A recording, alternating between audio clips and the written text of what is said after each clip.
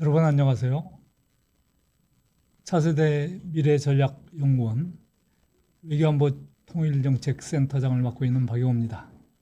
오늘 이 시간에는 여러분과 함께 앞으로 대한민국 대북정책 이렇게 하자라는 주제로 차세대 미래전략연구원 외교안보 통일정책센터의 견해를 여러분과 함께 나누고자 합니다.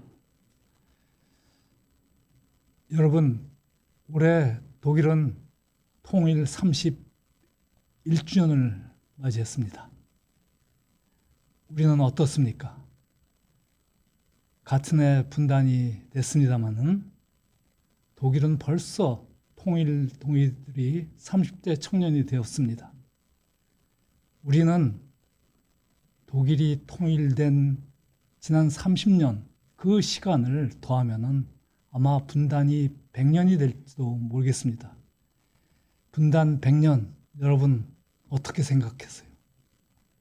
없을 것 같지요? 우리가 넋놓고 있다가는 분단 100년을 맞이할 줄 모릅니다. 남북대화 그동안 근 700회가 이루어졌습니다. 그렇지만 남북관계, 여러분 진정한 평화 상태가 왔다라고 생각하십니까?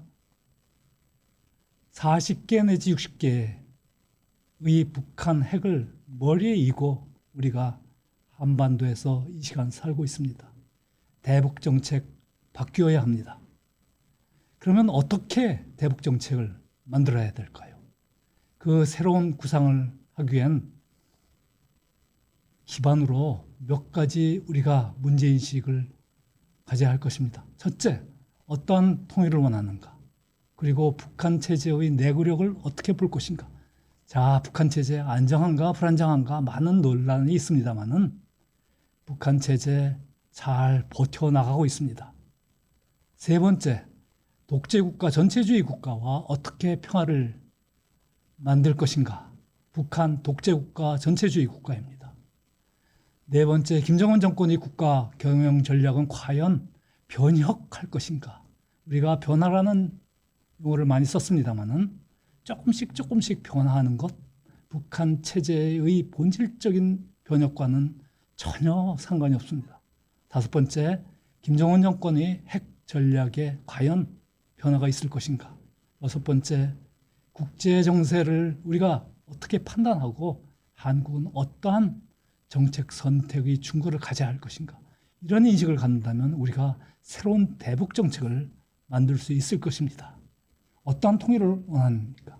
여러분, 대한민국 헌법 전문에는 민주개혁과 평화적 통일, 자유민주적 질서, 각인의 기회균등, 그리고 모든 국민이 능력을 최고도로 발휘하도록 보장한다라고 규정을 하고 있습니다. 어떻습니까? 지난 4년, 5년 동안 이 정부가 각인이 기회가 균등하고 능력을 최고도로 발휘하도록 했습니까? 퍼주기에 바빴죠. 자기들이 돈이 아닌 양 세금을 마음대로 퍼주기에 활용했습니다. 일종의 매표 행위라고 볼 수밖에 없습니다. 어떠한 통일을 원하십니까, 여러분?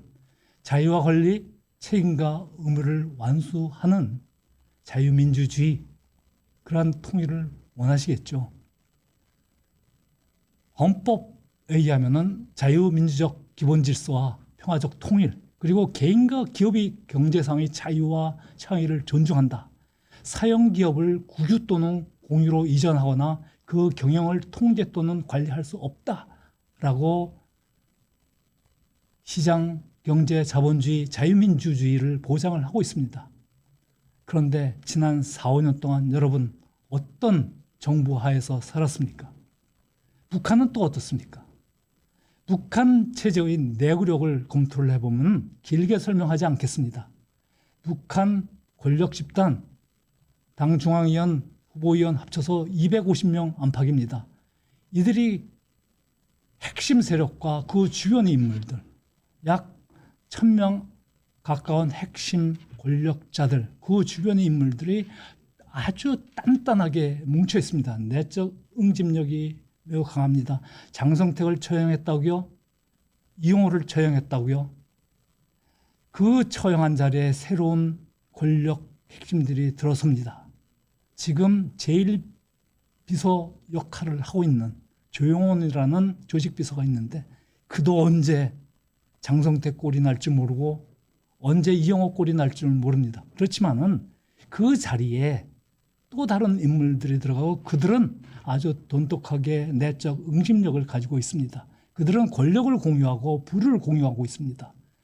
북한 인민들, 주민들, 전 사회적 정치 학습 체제, 억압 체제에 익숙해 있습니다. 올 1월 달부터 최근에 이르기까지 각종 전국적인 동원 체제를 동원을 해서 최고위 간부부터 말단 세포 당원에 이르기까지 학습을 연속적으로 진행을 하고 있습니다. 왜 그렇습니까? 김정은이 내적으로 점점 자기의 국가 경영에 모순이 인민들 사이에 잘 알려지니까 겁이 나서 그런 거죠.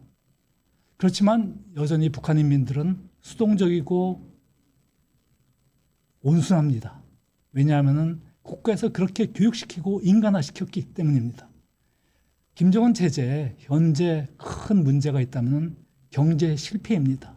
다른 여러 가지 요소는 그래도 체제를 지탱시키는데 마이너스 요인으로 작용하지는 않습니다. 이 그림을 보면 여러분, 북한에서 70여 년 동안 김일성, 김정일, 김정은으로 이어진 현대판 봉건 체제 3대 권력 세습이 이루어지고 있음을 알 수가 있습니다. 쿠바, 가봉, 콩고 등 아프리카의 여러 나라들이 있고 중동에 시리아가 있습니다. 이들 나라들이 자발적으로 권력을 내려놓습니까? 권력자, 전체주의 독재자들은 스스로 권력을 내려놓지 않습니다. 북한에 우리가 그것을 기대할 수 있을까요? 밀지배 독재자와 핵심 엘리트 가드는 이처럼 지배연합을 결속하고 있기 때문에 여기에 90도절을 하는 최용해라는 북한 최고인민회의 상임위원장, 명목상 국가원수 역할을 하는 인물인데 젊은 김정은이 태어나기 전부터 최용해는 청년동맹의 위원장으로서도 활동을 했습니다. 김정은이 어렸을 때죠. 그 인물 앞에서 저렇게 쩔쩔매는 왕조시대의 그러한 행태를 보이고 있습니다만 그럼에도 불구하고 그들은 권력과 부를 나누는 이권을 나누는 데 있어서는 공동 이해가 있기 때문에 김정은을 내치지 않습니다. 이것이 바로 북한 체제의 그러한 모습입니다. 자, 사회주의 강국을 꿈이라고 하는데 60여 년 전 김일성이 우리 인민들은 멀지 않은 앞날에 이 밥에 고깃국에 먹으려 한다. 그리고 비단 옷에 기아집에서 살겠다. 1957년 12월 달에 한 얘기입니다. 그의 손자 김정은이 2019년에도 똑같은 얘기를 반복하고 있습니다. 여러분, 대한민국과 북한 조선민주주의 인민공화국의 현실을 비교를 해보십시오. 1초라도 좋습니다. 여러분, 어떠한 사회에서 살고 싶습니까? 이 그림은 남북교육과 대북지원을 합한 양과 북한 경제 성장률을 대비시킨 것입니다. 다 우리나라의 공식 통계 자료를 활용한 것입니다. 여러분, 이 그림을 보면 어떻습니까? 북한 경제 성장률, 남북 교육이 이루어질 때, 그리고 대북 지원이 있을 때나 그나마 0%에서 플러스로 기우는 그러한 경제 성장률을 보이고 있음을 알 수 있습니다. 이것이 시사하는 의미는 무엇입니까? 북한 경제 성장률, 지난 2000년대, 지난 20년을 살펴보면 2000년대 첫 10년 1.31%, 그리고 김정은이 지배한 지난 10년 마이너스 0.07%, 그리고 지난해 마이너스 4.5%, 즉 김정은이 인민들에게 더 이상 허리띠를 졸라매지 않게 하겠다라고 2012년 4월 김일성 광장에서 수십만의 평양 주민을 앞에 두고 공언을 했습니다. 그런 김정은 시대에 마이너스 경제 성장률을 기록하고 있다라는 것은 북한 인민들이 얼마만큼 어려운 환경 속에 처해 있다라는 것을 알 수 있겠죠. 자, 독재국가 전체국가와 어떻게 평화를 만들 것인가. 제1차 정상회담의 모습, 오른쪽에 연평해전입니다. 2차 정상회담을 끝나고 북한은 두 번째 핵실험, 세 번째 핵실험을 연이어했습니다. 자, 3, 4, 5차 정상회담을 하고 나서 개성공단에 있는 남북 공동연락사무소를 일방적으로 폭파했습니다. 여러분, 저 왼쪽의 정상회담에서 남북이 정상이 손을 맞잡고 올린 평화가 진정한 평화였습니까? 대북정책, 유화정책이 알려주는 역사적 교훈입니다. 히틀러와 당시 영국 수장 챔벌린이 미넨 조약을 맺었습니다. 유화정책이 결과는 오른쪽과 같은 나치 침략을 통한 제2차 세계대전이 발발입니다. 평화의 쇼가 북한을 변화시키지 못합니다. 공허한 평화 지상주의로 평화를 만들 수 없습니다. 한반도의 새로운 평화 시대가 열렸다라고 지난 2018년 4월 27일 얘기했습니다. 그런데 그에 대해서 삶은 소대가리도 앙천대소할 노루라든가 최근에는 미국산 앵무새라는 조롱을 받고 있습니다. 자, 어떻습니까, 여러분? 긴 설명하지 않겠습니다. 평화는 안보와 동전이 양면관계입니다. 평화는 항상 만들어야 하는 진행 중인 일이고 쟁취해야 합니다. 강력한 힘이 뒷받침되어야 합니다. 말이나 합의로서 이루어지지 않습니다. 실천하는 행동으로 이루어지고 쟁취해야 합니다.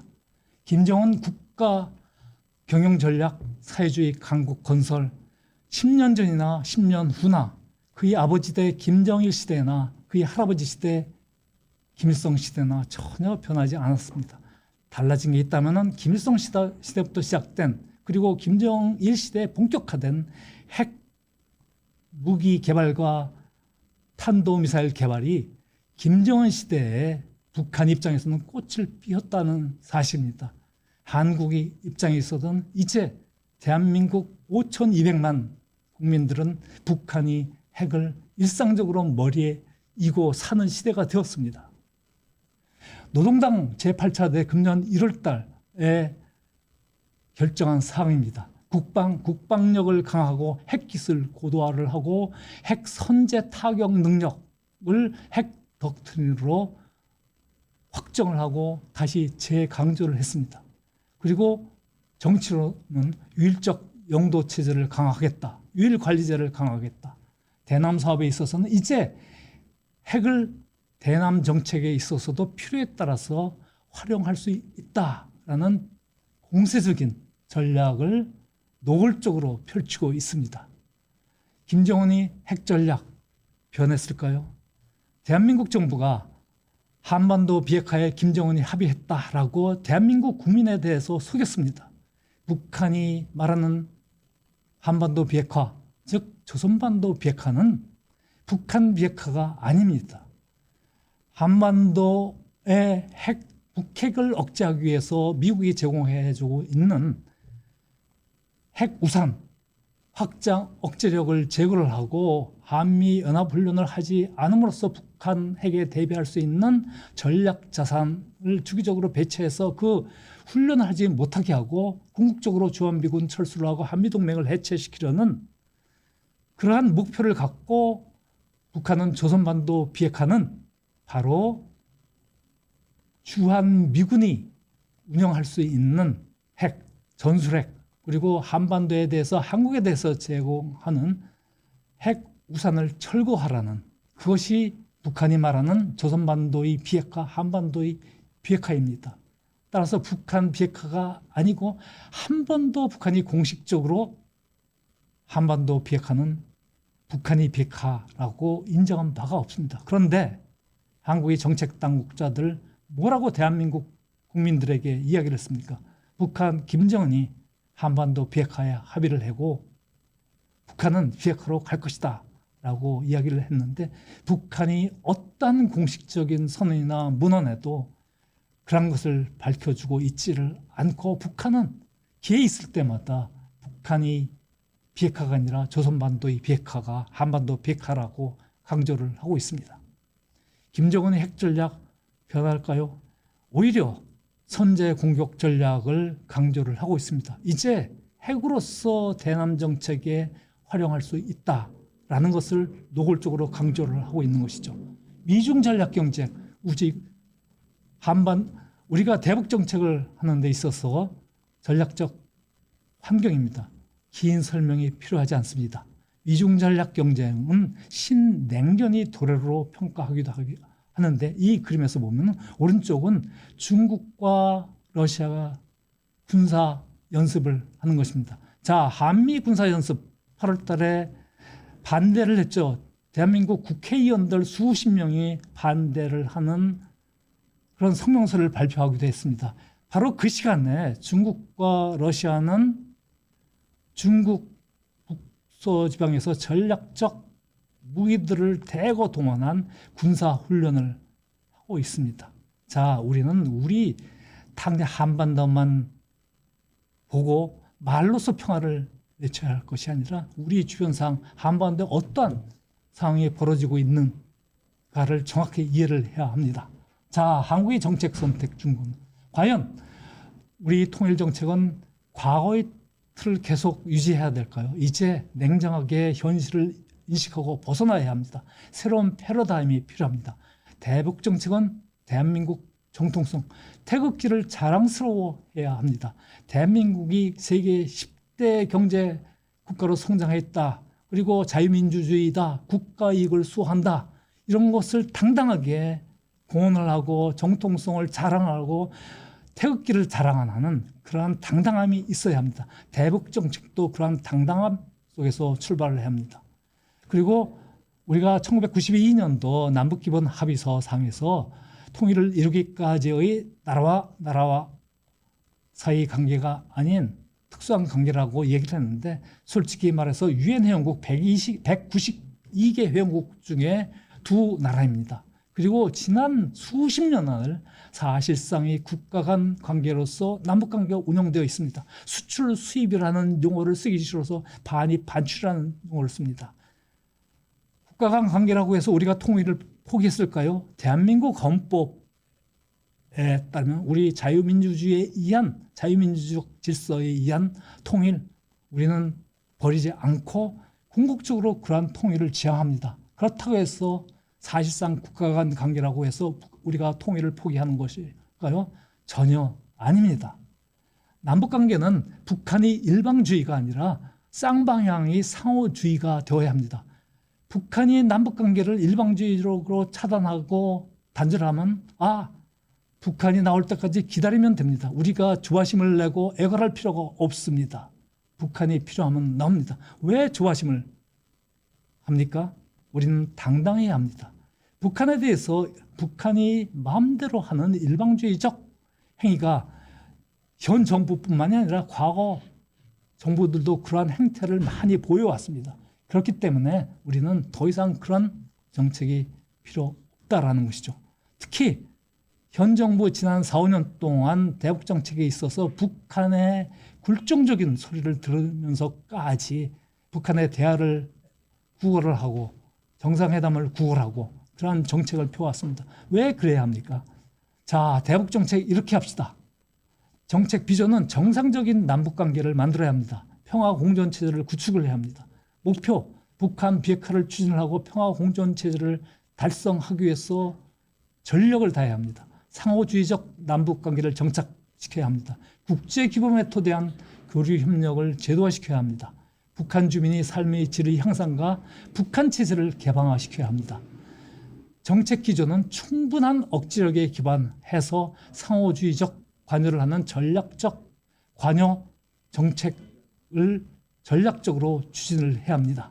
7대 정책 과제, 남북기본조약을 체결하는 것입니다. 남북기본합의서 북한이 빈 종이장으로 만들어 버렸습니다. 남북기본조약에 따라서 동서독 기본조약에 따라서 서독이 동독을 정말 1대1의 관계로서 유지를 하면서 합의를 이행하고 지키면은 동독에 대해서 협력을 했지만은 동독이 합의를 이행하고 지키지 않으면은 동독에 대해서 징벌적인 그런 외교적 행위를 부과시켰습니다. 이렇게 당당한 서독은 결국 동독 스스로의 변화를 촉발시키고 동독이 1980년대 후반 스스로 변화를 해서 자유민주 선거를 통해서 새로운 의회를 구성을 해서 독일 연방으로 스스로 선택을 했습니다. 그것이 동서독 기본조약의 결과이자 독일 통일의 결과입니다. 남북 기본조약도 바로 그러한 방식으로 남북 관계를 만들어 나가자라는 이야기입니다. 두 번째, 남북 기본조약을 체결하면 당연히 서울과 평양에 남북 상주대표부를 설치해야 되겠죠. 만약 남북 간의 경제 교류 협력 통상이 일반적인 국제적인 관행에 기초해서 국제적인 통상에 기초를 해서 국제법에 기초해서 남북 거래 관계가 형성이 된다면은 평양에 대한무역투자진흥공사 평양지사를 설치할 수도 있을 것이고 평양 무역관이 설치가 된다라고 한다면은 북한이 개발도상국으로서 대외적으로 무역을 확대시키는데 큰 도움을 줄 수도 있을 것입니다. 남북 대화를 정례와 제도와 다원해야 합니다. 북한이 원하면 대화를 하고 북한이 원하지 않으면 대화를 하지 않는 그런 대화는 더 이상 필요 없습니다. 네 번째, 북한 비핵화와 평화체제 구축입니다. 북한 비핵화 장기적인 시간을 요구하는 사안입니다. 그래서 우리는 끊임없는 노력을 해야 합니다. 북한 비핵화, 북한 핵을 억제하는 군사적 충분한 억제력을 확장하고 확보를 하면서 동시에 북한 비핵화를 추진하기 위한 궁극적으로 북한이 모든 핵무기, 핵물질, 탄도미사일을 폐기시키기 위한 비핵화의 완성을 하기 위해서 모든 외교적 그리고 억제적 수단을 강조를 잘 활용을 해야 합니다. 그래서 궁극적으로 평화체제를 구축해야 합니다. 북한 비핵화 말로 필요 없습니다. 한국이 당사자입니다. 미국에만 맡겨서는 안 됩니다. 왜? 북한이 미국과만 협상을 하려 하는 줄 아십니까? 한국이 마치 당사자가 아닌 것처럼 중재자 역할. 한국이 왜 중재자입니까? 한국은 당사자입니다. 다섯 번째, 국제법, 국제규범, 국제관행에 입각한 경제협력을 추진을 해야 합니다. 북한은 제2국 대우 조항으로서 우호적인 통상 관계를 맺을 수 있습니다. 과거 대한민국이 어렸을 때 제2국 대우를 받아서 대한민국 경제가 많은 도움을 받았습니다. 북한에 대해서 그렇게 할 수는 있습니다만은 북한이 일방적으로 남한에 대해서 무엇을 달라 요구하라 간접적으로 직접적으로 그러한 방식의 경제협력은 더 이상 필요 없습니다. 여섯 번째, 그래야만 지속 가능한 경제협력이 되고 교류협력 체제가 형성될 수 있습니다.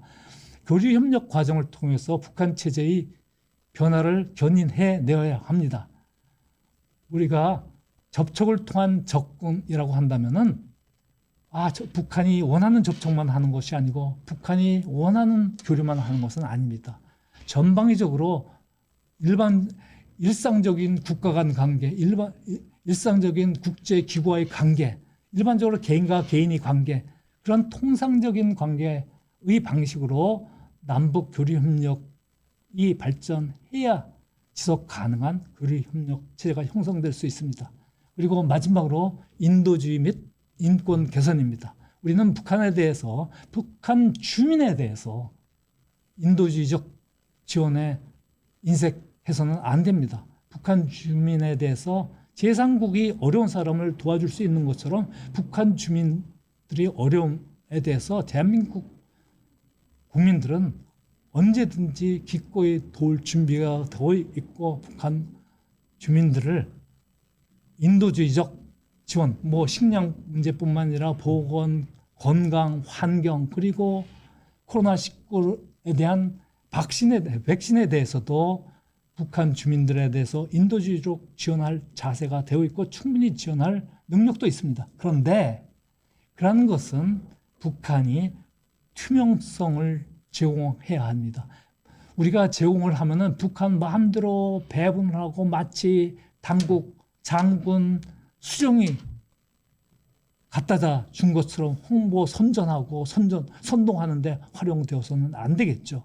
북한 주민들이 인도주의적 지원을 받으면서 동시에 우리가 인권이라는 것을 잘못 알았구나. 북한 대부분의 주민들은 인권이라는 개념조차도 알지 못합니다.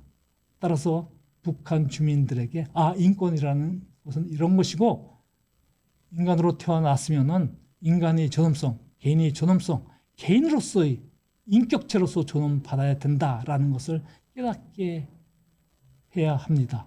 북한에서 사회정치적 생명을 얻어야지 사회주의 인간이 되었다라고 가르치고 있는데, 그러한 인간이 인권을 가진 인간은 아닙니다. 따라서 인도주의 및 인권 개선과 관련해서도 앞으로 대북 정책에 대해서는 특히 이 분야에도 신경을 써야 합니다. 더 많은 과제가 있습니다만은 기본적으로 남북 관계를 정상적인 관계로 만들고,